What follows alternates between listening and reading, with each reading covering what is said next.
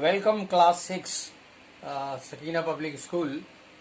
Chemistry का दूसरा chapter शुरू हो गया है और इस चैप्टर का नाम है मैटर। मैटर के बारे में हम आपको बार बार बताते रहते हैं कि मैटर किसी ऐसी चीज़ को कह सकते हैं जिसमें मास हो और जो जगह घेरती हो। हर वो चीज़ जिसमें मास हो और जो which occupies space is called matter. Matter के बारे में हमने और आगे बढ़ के आपको बताया था। कॉम्पोजिशन ऑफ मैटर में हमने बताया था कि मैटर जो है वो बहुत टाइनी पार्टिकल्स से मिलकर बना होता है।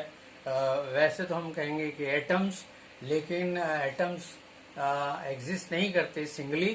तो जब मैटर बनाना है एटम्स को, तो ये मॉलिक्यूल्स की शक्ल में मिलेंगे। ग्रुप ऑफ एटम्स, दो या दो से ज्यादा एटम्स मिलकर मॉलिक्यूल बनाते हैं। मॉलिक्यूल किसी भी एलिमेंट का वो हिस्सा है या वो रिप्रेजेंटेटिव है जिसमें उस एलिमेंट की तमाम क्वालिटीज मौजूद होती हैं और वो केमिकल रिएक्शन में हिस्सा लेता है। इसके अलावा हमने आपको मैटर के सिलसिले से एक चीज़ और ख़ास बात बताई थी कि दो बातें हमको याद रखना चाहिए। एक तो inter molecular force of attraction between the molecules और इंटर मॉलिकुलर स्पेस। दो चीजें हमने बताई थी। ये दो फैक्टर हैं जो ये डिसाइड करते हैं कि ये मैटर को हम क्या कहें। इसको हम सॉलिड कहें, इसको हम लिक्विड कहें या इसको हम गैस कहें। तो हमने आपको इसके बारे में बताया भी था। तो आज हम बात करेंगे सॉलिड के ऊपर।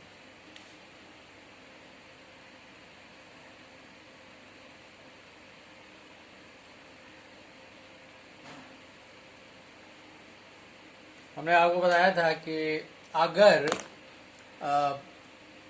मॉलिक्यूल्स एक दूसरे के बहुत करीब हों, या दूसरे लफ्ज़ों में ये कहें कि क्लोजली पैक्ड, तो ये जब भी पॉसिबल है जब इंटर मॉलिकुलर स्पेस यानी मॉलिक्यूल्स के बीच में स्पेस बहुत कम या बिल्कुल ना हो। और ये जब भी पॉसिबल है जब मॉलिक्यूल का एक दूसरे से अट्रैक्शन बहुत स्ट्रांग हो, यानी उनके बीच में inter molecular force of attraction बहुत ज़्यादा हो, स्ट्रांग हो, तो वो एक दूसरे के करीब एक दूसरे से जुड़े रहेंगे और चले फिरेंगे नहीं मोशन नहीं होगा। लेकिन मैटर के जितने भी मॉलिक्यूल्स हैं उनमें किसी न किसी किस्म का मोशन जरूर मौजूद है। ये भी, इनमें भी एक मोशन मौजूद होता है और वो है vibration eight their own place. मतलब ये चले फिरेंगे नहीं, लेकिन ये थोड़ा सा वाइब्रेट करेंगे अपनी जगह पर। तो और ये it is because of energy present in them. तो जब ऐसा हो कि इनके बीच में inter molecular force of attraction बहुत स्ट्रांग हो और इंटर मॉलिकुलर स्पेस बहुत कम हो, तो अल्टीमेटली ये सॉलिड के जो कैरेक्टरिस्टिक्स हैं वो मौजूद हैं और इसीलिए ये पार्टिकल्स एक दूसरे के बहुत करीब हैं और करीब होने की वजह से इनकी शेप डेफिनेट रहती है। तो solid are having a definite shape because of the strong intermolecular force of attraction and very less or negligible or absence of intermolecular space। तो इसीलिए इनकी डेफिनेट शेप है और इसीलिए इनका वॉल्यूम भी डेफिनेट है, अपनी शेप को कायम रखते हैं। Because there is no movement of molecules in solids, and movement इसलिए नहीं है because they are not having any space among them. तो ये अपना वॉल्यूम भी कायम रखते हैं और ये अपना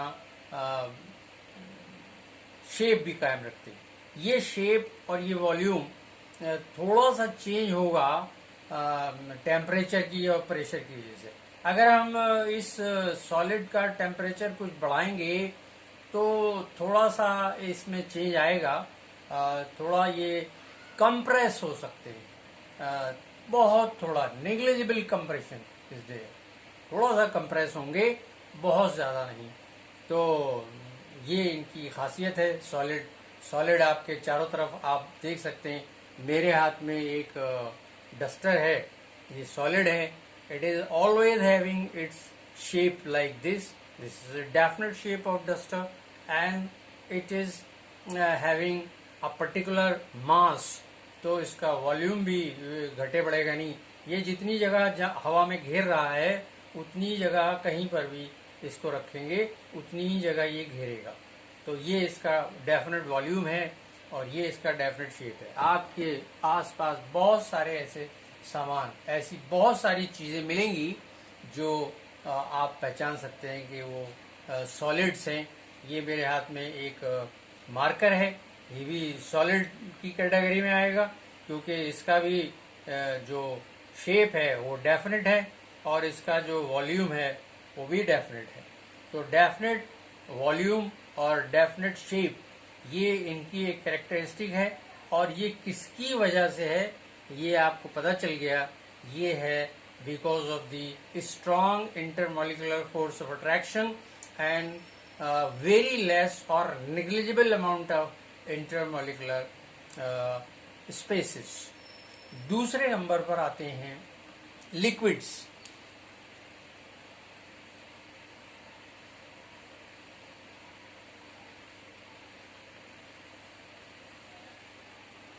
लिक्विड्स के बारे में ये है कि इनमें intermolecular force of attraction as compare to solid is less. और जब when the intermolecular force of attraction is less, they can move away from each other. तो इसका मतलब ये हुआ when they are moving away from each other because of the constant motion, they are having large intermolecular spaces as compared to solids. तो चलना फिरना हो रहा है, molecules are moving, that is why the liquids can flow.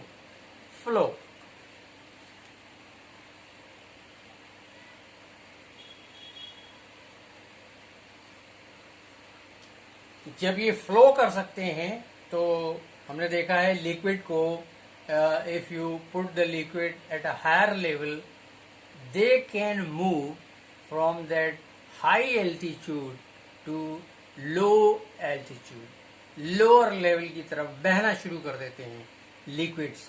और इसकी वजह है lesser intermolecular force of attraction between the molecules and bigger intermolecular spaces, so they can flow. अब जो चीज फ्लो कर सकती है वो अपना शेप कायम नहीं रखेगी। The shape is not definite in case of liquids. पहले सॉलिड में क्या था, शेप डेफिनेट, वॉल्यूम डेफिनेट, लेकिन अब क्या है लिक्विड में, शेप डेफिनेट नहीं है, नॉट डेफिनेट, और वॉल्यूम डेफिनेट है। देखिए वॉल्यूम कैसे डेफिनेट है। If you take 1 liter of water or 1 liter of milk and you put it in some container,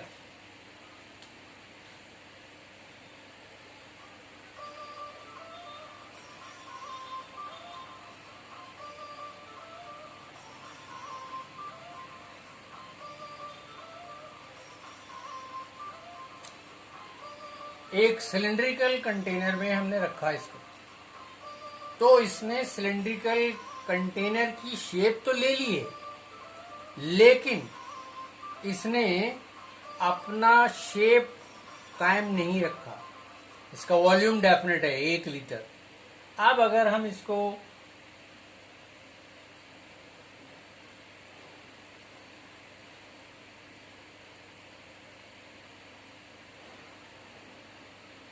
एक लीटर की कोनिकल फ्लास्क में रख देंगे तो volume is definite but the shape is changed. Firstly it was cylindrical container, now it is conical container, तो shape इसका change हो गया। तो shape is not definite in case of liquids. It takes the shape of the container in which it is kept, but the volume is definite. 1 liter will not change. You just put it in any sort of container, it will remain definite.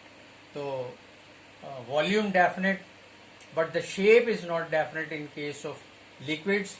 So liquids में intermolecular force of attraction is less than that of the solids.